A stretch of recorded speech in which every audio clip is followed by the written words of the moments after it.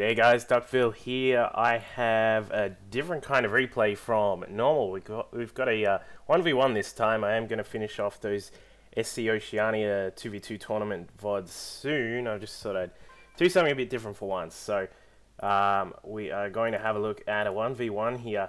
And I have gotten this off one of the Korean replay websites. As you can see, these dudes here with the Korean chat going on. So we've got a Terran here.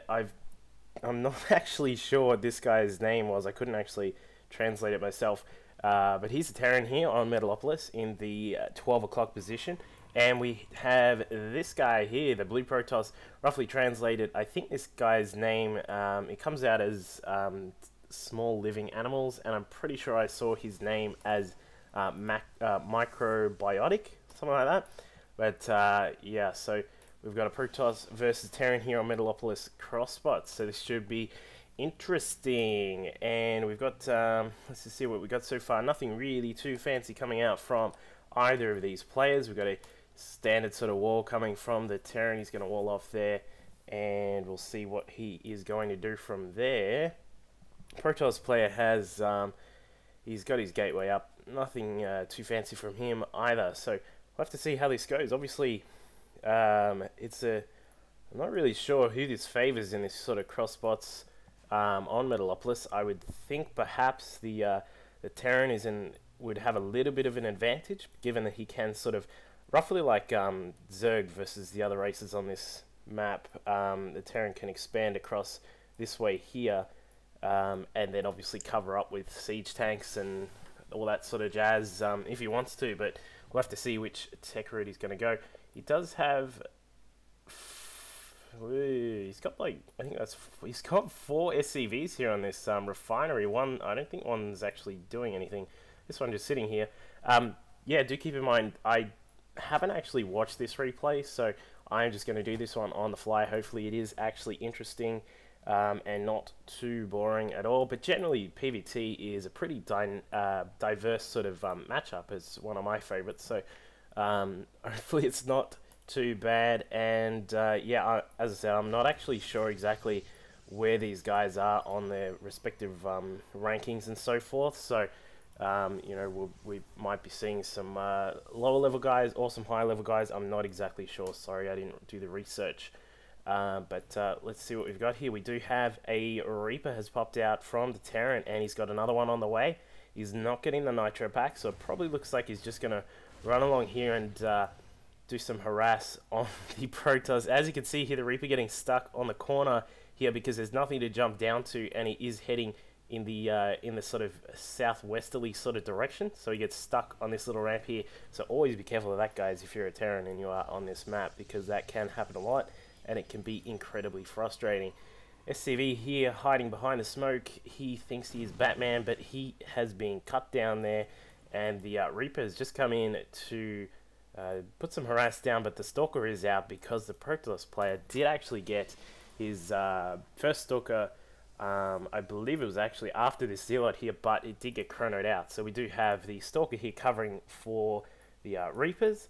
Now, obviously, the benefit of the Reapers being out is that you have some reasonably mobile scouts to run around the map. And as we can see here, the Terran does actually have control of the Dustin Browder Tower here.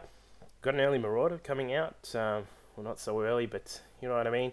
This guy is going to march down here. He's obviously struggling there with his all his kit on. He's a bit buff, but we'll see how he goes.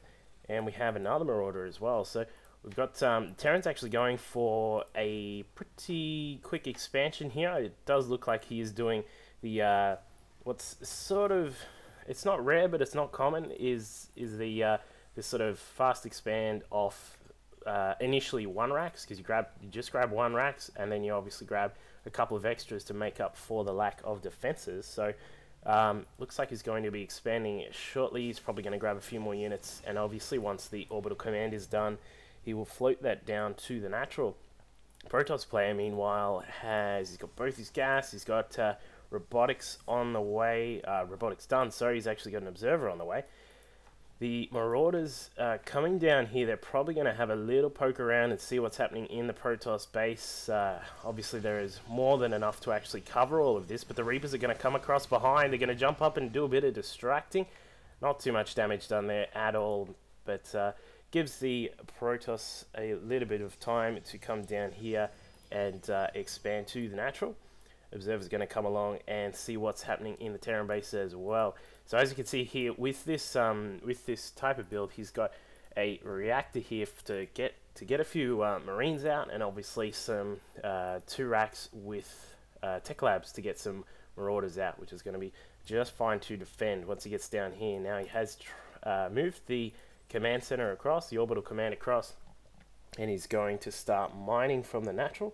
So both players are going to be in a pretty decent position in terms of economy. And as we can see here with the income tab, we've got the Terran a bit ahead at the moment, but I believe he's plopped down 2 mules. Yeah, he does. He's got 2 mules at the moment, so that's accounting for the fact that he's a little bit higher.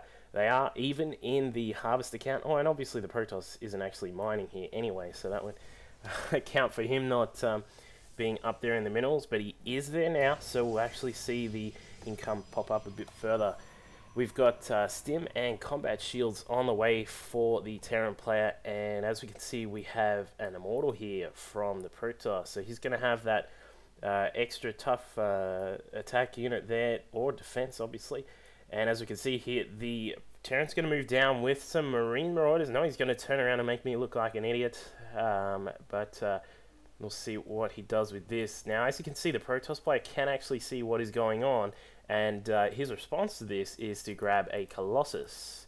So he's going to have a Colossus coming out shortly. He's probably going to chrono that out, and he is also getting the extended thermal lance as well, just to make sure you can obviously keep on top of any Terran forces that come across, because the extended thermal lance is essentially a very much required upgrade for when you're Protoss and you are going for the Colossus. So because without the lance, it is very much a sort of, it's a bit difficult to actually get your Colossus into a good position to attack, because if you move in too close to these Marauders, they are going to absolutely chew through the Colossi, especially when they've got stim, which they do here. He's going to go for a snipe on the Nexus. He's got the Protoss out of position, and it looks like he has actually taken him by surprise. He takes down the Nexus. He's probably going to lose most of these Marauders here, as he is actually being force fielded into the corner. Colossus is going to clean up some of these units here, but the Terran forces do get away slightly, which is a nice little move here by the Terran player. He's sniped off that Nexus. It is going to get rebuilt pretty quickly, but a great move there by our Terran player here. And as he was doing that, he's actually gone to take the expansion here at sort of the 11 o'clock position. So we'll see the economy sort of kicking a bit further for the Terran player shortly. He's got a Medivac on the way. He looks like he's going to be going pretty hard with the racks here, doing a very much a Marine Marauder and probably Medivac, obviously, as we'll see.